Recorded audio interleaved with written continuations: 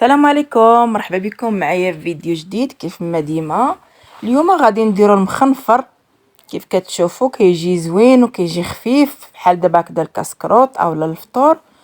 عندي هنايا واحد سوبيرا وعندي هنايا دقيق الفينو، طحين ديال القمح اللي كنكونوا مغربلينه من قبل. عندي هنايا تقريبا واحد 2 كيسان ونص ديال الفينو اللي كنعبروه بالكاس ديال العنبه. الكاس ديال العنبه ها هو كتشوفوا.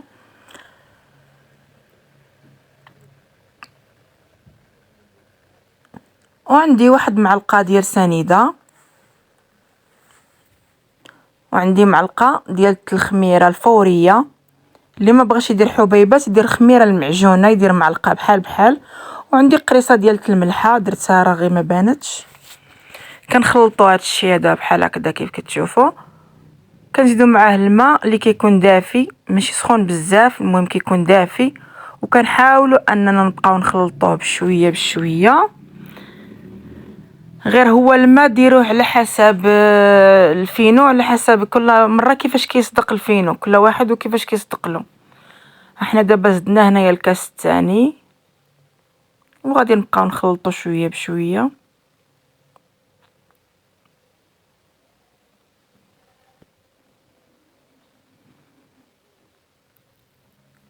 غادي نحاول نشارك معكم جميع المراحل، ما غاديش نحيد منها بزاف، ما غاديش نقسم الفيديو بزاف.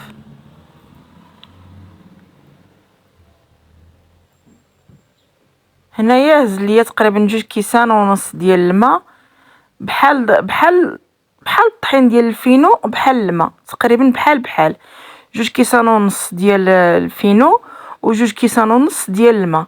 كنخلطوا شويه في الاول كيف كتشوفوا، سواء بيدكم اولا باي حاجه. ومن بعد ضروري كنديروا هنايا الميكسور، ولا ما كانش الميكسور متوفر ديروه في الطحان الكهربائي في المولينيكس وطحنوا، ضروري ما تطحنوه.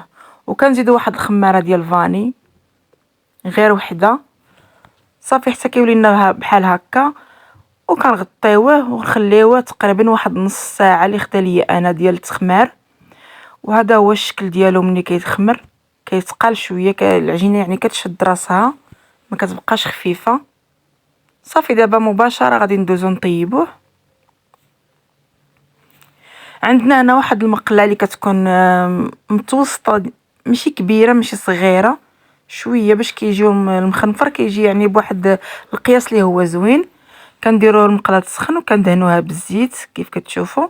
ضروري انكم دهنوها بالزيت وتكون مقله ما كتلصقش.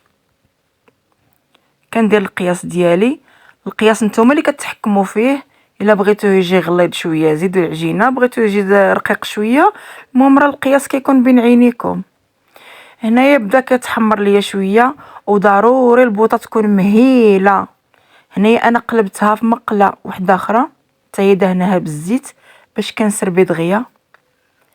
صافي بحال هكذا غادي نستمر، وحده كطيب وحده كتقلب الجهه الاخرى باش كنوجد دغيا وانتم تشوفوا الشكل النهائي.